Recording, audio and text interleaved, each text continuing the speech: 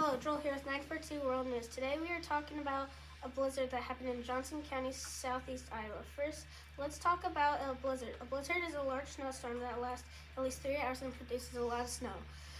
Blizzards' wind speed can go up to 35 miles an hour. Now, let's talk about where blizzards are most likely to happen. Blizzards are most likely to happen in the upper Midwest and the Great Plains. Did you know if you're outside during a blizzard, you can get frostbite in less than 30 minutes? Some of you guys called in with questions. I'm going to answer them now. First question I'll answer is from Jake.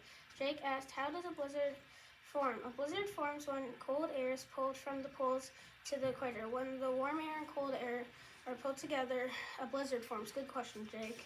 Next one is from Olivia. She said, how could a blizzard impact the spheres? Well, a blizzard impacts all the spheres. It impacts the geosphere. When snow melts, it gets into the cracks of rocks, and when the water freezes, it makes bigger cracks. It impacts the hydrosphere with high sea levels, flooding, damaging plants and animals.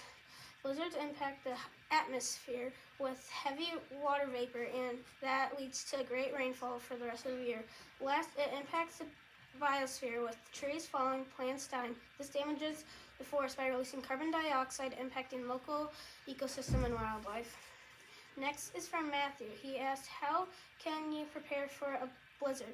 You will want to pack work boots, gloves, hand warmers, blankets, thick clothing. Fill a plastic bin with a flashlight, batteries, and a first aid kit. Also store 3-day supply of water and ready-to-eat non-perishable food for each person. Well, that's all the time we had. Bye.